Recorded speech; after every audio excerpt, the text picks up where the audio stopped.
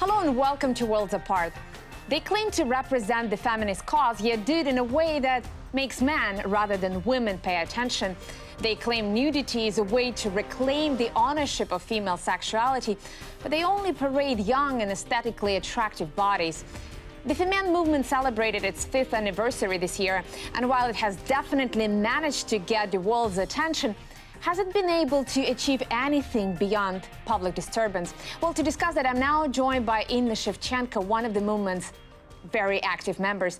Inna, thank you very much for your time. Now, I'm sure you have been asked this question before, but for those viewers who may be unfamiliar with your movement, why breasts? Why breasts? Why we are naked? Why we're using our sexuality as our weapon? Because this world, this society, this system, patriarchal system, left us only one function, only sexual function. They took everything from us. They took political, social function from women and left us only sexual one.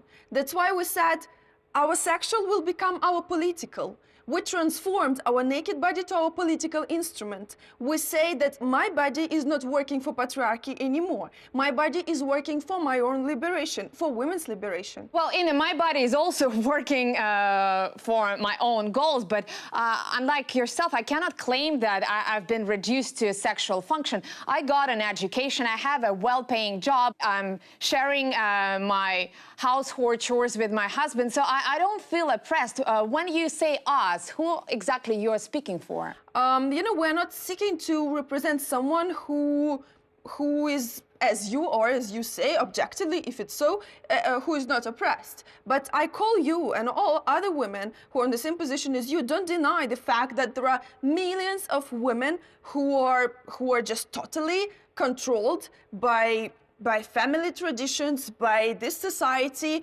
being totally dominated by men. And what we are doing, who do we represent? We represent ourselves. We represent us, women. And we're the movement that was born in Ukraine 5 years ago. But in these 5 years, we transformed to a global movement with women all over the world. We have branches in 12 countries, not only European countries. We unite women, different nationalities, who take off their tops, they write their short messages on their bodies, and they face our enemies. Well, Inna, let me ask you a question. You mentioned that your movement originated in Ukraine, and if you look at many social studies, Ukraine is a fairly advanced country in terms of female emancipation. Women work, women go to universities, women are fairly well represented within the society. I mean, obviously, there are a lot of gains that could be made still, but you cannot argue that Ukraine is a backward-looking country where women are totally dominated by men. I mean, this is simply not true. I mean, scientific data doesn't support that. When you're born as a woman in this part of the world, in Eastern Europe, and in my country as well, the first thing what you listen during the time when you grow up, they say you have to look good. Why? You ask them and they answer you, because you have to find a husband. But you do look good. You do pay a lot of attention to your looks. And they say because man is the only one chance for you in this country to survive. Women don't have any possibility to get normal job. We don't have any possibility to get normal education. We don't have possibility for free education. We have possibility to become prostitutes or housewives. That's it. Well, I think the options that you suggest are quite limited, but let me go back on to the question about why breasts. I heard you say in one of the interviews that, you know, this is the best way of actually attracting attention to your cause, that you tried many different tactics, but nothing worked as well in attracting the limelight as flashing your breast. Is that right? Definitely, I would say that there is a point in the question, in answer to this question, why do we use this tactic, nudity as a weapon? Definitely, I cannot deny the fact that this is something that gives us possibility to provoke, to bring attention, to let everyone turn their heads and look at us and listen to us after. And how far are you willing to go in this drive to attract attention to yourself? Why not go completely naked? Why not to expose your genitals? You know, it's not a question about how many clothes I'm going to take off. Look at me right now, I'm dressed, right? You know, it's never a question what to take off. What we did, the question is that we are going to go till the end, till the moment when women's body will become only my own. When this society, when this world will not point my body as something that can work for promoting yogurt, beer, Ferrari car, that's something that can please men and can please this system. My body will be free and be controlled by my own. But male bodies are also used in advertising to promote yogurts and all sorts of cars. But it's ultimately up to you whether you think that your body is controlled by social norms or by your own desires. But going back to exposing other body parts, in October of 2010, one of the FEMEN activists actually did expose her buttocks at a demonstration against the lack of public toilets in Ukraine, but that trick didn't really catch on. And I think one of the reasons for that is because your movement places a lot of emphasis on aesthetics, on female beauty. And if you claim to represent female cause, why don't you try to represent it through women of all shapes, sizes, and ages? Because at your protest, we don't really see larger, older women or women who had double mastectomy. What we see is pretty young and pretty shapely bodies. You know, I would say that this is maybe something that, again, this is something that world wants to see. But if you really want to look objectively, if you really want to watch objectively all FEMEN actions and FEMEN activists, you will always find women with different appearance, different size of ass, different color of hair, different weight, and you know, I think that no one cannot deny the fact that one of very strong actions that FEMEN did was in Belarus, and I think that if you watch those images, you can see that there are not models at all. So there are a lot of critics from people who try to criticize FEMEN, and the first thing what they try to find is that, oh, but they look all young and they all are thin, and that we are promoting again this aesthetic standards.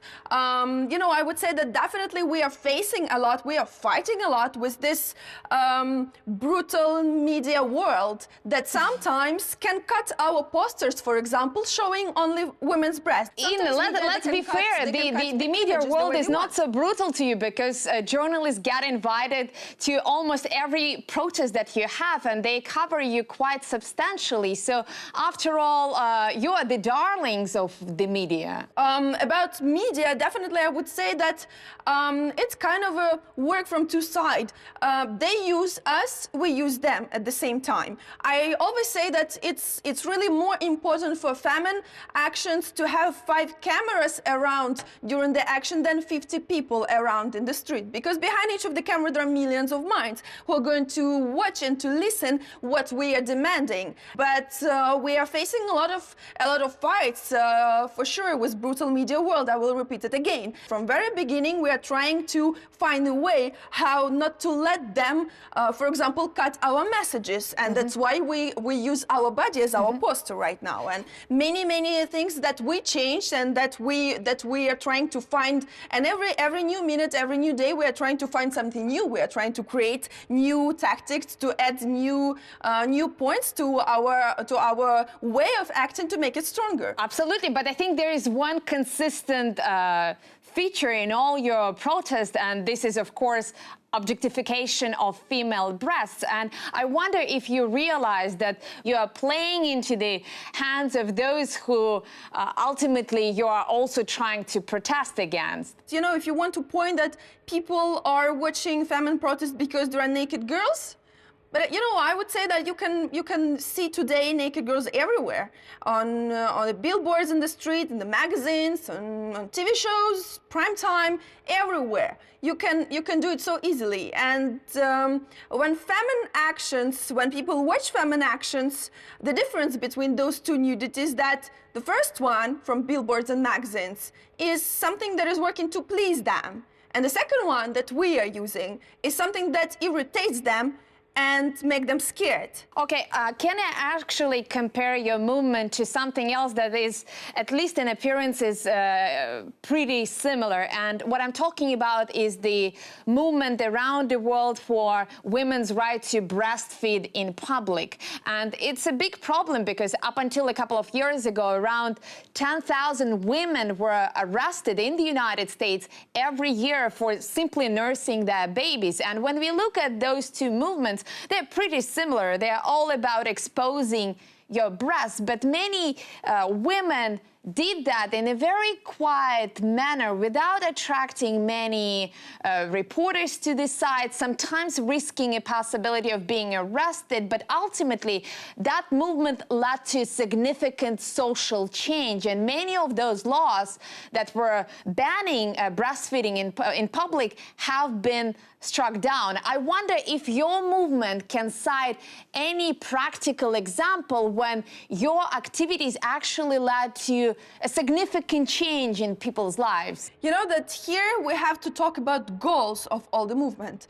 The movement that is fighting for the change of the law about breastfeeding, definitely they have only one goal, is to change the law, right? What is the goal of FEMEN? FEMEN is existing here. You know, we started a historical revenge. Historical revenge with the main goal to destroy patriarchy, to destroy it till the last step. But with all due respect, this is a very, very broad goal. How do you assess your success in achieving that goal? Because when you have something so general, it's really not clear whether you are doing anything practical. FEMEN is something definitely about women's transformation. What we are doing right now is we are collecting a women's army, international women's army from all over the world. We are changing my own at the beginning, and women's understanding of the reality. And this is the step that we are going to move from to reach our main goal, to destroy patriarchy. What our goals is to bring up all the shit that is created by men's domination world about women. What our goal, what our mission is to point everyone who is against us to take off masks from those who are against women's liberation. And this is our goal, and this is what we are doing. We'll continue discussing how successful FEMEN is in this very ambitious goal just after a short break.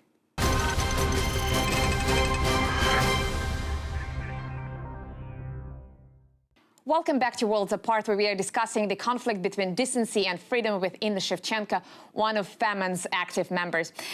Inna, just before the break, we were talking about various forms of objectifying female bodies, and I would argue that you're also doing that you're using this tactic, and you may be within your own right to do so, but what about other people's rights not to be exposed to your private parts? For example, you know, there are a lot of men around the world who find sexual pleasure in exposing their private parts to women, and some find it quite traumatic. So in what way what you're doing is different from, you know, that form of, you know, sexual expression? What I would say, that definitely everyone has to understand that FEMEN nudity is political nudity. And in this way, we are crashing all other understanding about this nudity, about female body. The key is about what is the difference between those two, is that we are owning our own body. We're like puppets who were in the hands of men, and we just cutted those ropes. Do you understand that some people, some men, some women may not want to be exposed to your naked breast? They may find it offensive. They may find it traumatic. They may be kids around because you stage your protest in public places. Yeah, definitely about kids, it's very interesting because this is something that proves the problem of our society. If kids still have to hide their eyes watching women's breasts, this is a big problem. Inna, what is the difference between exposing female breasts and exposing male penises? What is such a big difference? Because that is also part of, human body. Why don't you ask what is the difference between exposing women's penis and men's penis and women's vagina? Not any difference. But what is the difference between exposing men's breast and women's breast? Why there is a difference? Female breasts do serve a reproductive function. There's a specific practical reason why you would be wearing bras, and for the same reason men don't wear it. We have different biology. So it means you agree with the fact that women who are feeding children in the street have to hide their breasts? No, I don't think so. No, I absolutely don't think so. But I do think that when you use provocation, for the sake of provocation, I do think that's a self-serving cause. Because I asked you earlier about breastfeeding, what actually you have been able to achieve by these shock tactics. And so far, I don't see any substantial social change that your movement have been able to facilitate by exposing your breasts. Obviously, this doesn't shock me. I mean, I have my own set of breasts. I can see it in the mirror every day. But ultimately, I don't feel the need of exposing it because I see many other ways of changing society rather than, flashing it around. I feel the need of exposing it as a political message when, for example, before coming to this studio, I know that, for example, one girl in Egypt today, she just shot at herself because her family obliged her to hide herself with hijab. And this way, I feel the need of exposing my body as a political message. I feel the need of exposing my body as a political message when Amina, feminine activist who showed her, who posted her picture bare breast with slogan on her body, now already 2 months in Tunisian jail, being not Muslim, she is obliged to follow Ramadan. And these are the reasons that I feel that this is a big need for the world today to expose my body as a political one, not as anyone else, and not to hide it.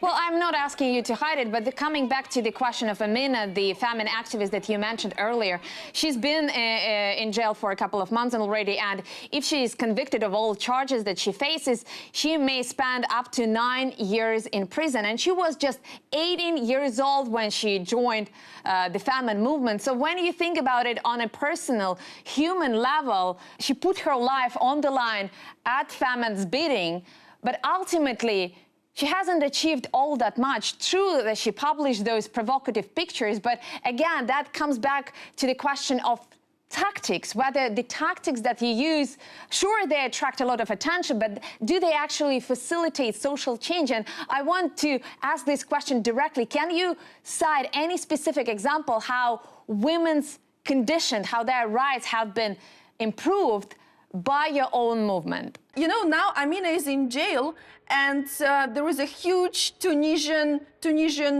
I would say, kind of a riot of women who just had the possibility to start to talk about their conditions. What I call you personally and everyone around the world who is listening feminine and following feminine to understand what is our mission. Our mission is to let people hear about how do we live, in which conditions do we live, and to hear our demand that we want to change it, and to hear our aggressive demand. You just mentioned the word aggression, and I would like to seize that opportunity to ask you about your own personal history, because I know that you recently got a political asylum in France for something that you did back in your homeland in Ukraine, that is chopping down the wooden Orthodox cross. And I think that represented a real watershed moment for feminine movement, because it's not just about exposing your breasts. You can argue that everybody has the right to expose their bodies, but when you actually go and destroy something that wasn't built by you, that doesn't belong to you, that represents a significant value to other people, what you're actually doing is resorting to violence. And when you do that, obviously you invite people to use violence against yourself, and I think that was done in your own case because obviously you received death threats after that incident. You know, even just at the beginning when we started to take off our t-shirts, we already got death threats. But about the cross, definitely I have to make clear which cross I destroyed. We choose this cross checking before that this cross is not legally. It means that it never had any official papers to be there. At that place. Why does it matter whether there were any official papers for that or not? Obviously, cross is a religious because symbol. you are telling me, because you are trying to charge me for something that I didn't build. But I'm just telling you that that it was not nothing. But about religious symbol, definitely I will make clear that FEMEN is atheistic movement. We are anti-religious movement. Why would you ask me? I will answer because we are feminists. Feminism and religion cannot coexist. And when I destroyed this cross, it was a symbolic act that women that, like, before in all history, the church and religion was always destroying women as an equal part of society, and symbolically that fact we showed how now women will start the riot. We took a revenge. Well, but religion represents not only suppression, it also represents, it stands for morality. There are many values, both good and bad, embedded within any religion. I'm an atheist myself. I count myself a feminist as well, but I think when you actually encroach on other people's values, when you destroy what they hold dear, it is, first of all, absolutely counterproductive to your cause, and second of all, you have absolutely no right to do that. You know, the principle of democracy, your freedom ends where my nose begins. And when you destroy the cross that represents a symbolic religious value to some people, you are committing an act of violence, not just an act of aggression, but an act of violence because you are desecrating what is dear to them. Everyone has a right to believe in what they want to believe, but everyone has to be ready that if their beliefs are expressing blood, expressing death, we are going to point it. We are going to say that this religion was within your own right to point to it. But again, why do you have to go in and destroy it? Why do you have to desecrate it? And let me direct that question to the Pussy Riot protest that I know you've been a very active supporter of Pussy Riot. But if you look at the polls around Russia, the majority of people, the overwhelming majority of people believe that the 2-year sentence that the activists of Pussy Riots got was adequate because they found that actions extremely offensive. And since we mentioned democracy already, when is the time to respect people's will, to respect people's feelings, and when is it right to ignore it? There is a time to respect people's beliefs any day, any minute, any second, till the moment those beliefs are not touching our freedom. I cannot tolerate intolerant. I cannot tolerate something that is calling for death, that is calling for stoning women, that is calling for death punishment. Exactly I'm the not same ready tactics. to do that. I think you are being extremely intolerant in your own this tactics. is something this is ridiculous. This is ridiculous that you are trying to compare destroying piece of wood with a real lives, with a real destinies. This is ridiculous. And I'm destroying piece of wood that is just symbolizing blood and death, and I'm not going to discuss it longer. Okay, let me transition to my last set of questions about the president of this country, Vladimir Putin, and I know that you personally called him a dictator. What do you find so disagreeable about him? You know, the last action that we did when we just reached Putin in Hanover in Germany, it was kind of one-off those that we already did attacks and that we are planning to do. We're going to follow him till the moment when he will give up and leave his place. We're going to follow him. We are going to be his nightmare.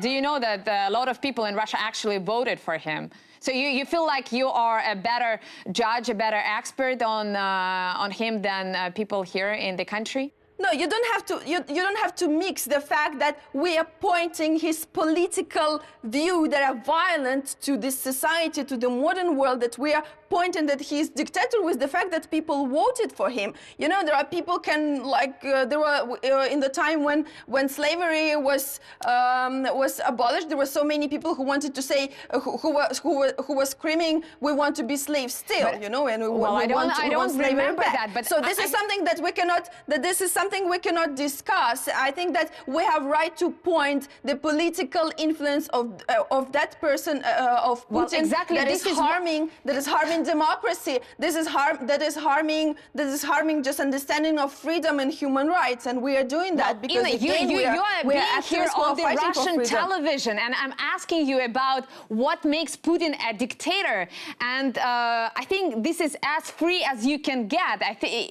As of now, I haven't heard any clear articulation from you what actually makes him a dictator, because this country has known at least one dictator, Joseph Stalin, a person who sent millions of people to labor camps and execution chambers. So when you actually call Putin and Stalin by the same name, I wonder if you really understand what you're actually talking about. I'm sure that there were a lot of people like you in Stalin time who were saying the same thing about Stalin as you say now about Putin. But so far I asked you a direct question about what are his flaws, and you haven't been able to articulate it. Like there is a just recent fact that will have a kind of a proof about the law that was changed about gay people, about gay rights. That law had a very significant public support. So if you believe that he is a dictator, so let's accept tomorrow death threats, death punishment in Russia if there will be a public support. That's what's called democracy. In a democracy, you respect the will of the majority. So if he was a dictator, indeed, he would have followed your advice, the minority advice, and imposed his will upon the will of the people. But as far as I understand, he's not doing that at the moment. But anyway, since we have just a few minutes left, let me transition to my very final question. And this happens that this show, I usually talk to a lot of men. And when I push them to a certain limit, when they're out of their intellectual arguments to defend their point, they would usually, call me ridiculous, make all sorts of personal attacks. But I really take it as an example of their intellectual weakness. And I sometimes feel that exposing your breast is a pretty similar thing, because ultimately that's a very strong trump card, but only when you have absolutely nothing else to say. This is a very big sadness for me to hear all those words with a woman's voice. Very big sadness and very big reason to continue my fight, to know that we have to teach women all over the world more. Well, best of luck with that. Unfortunately, this is all we have time for, but please join us again, same place, same time, here on Worlds Apart.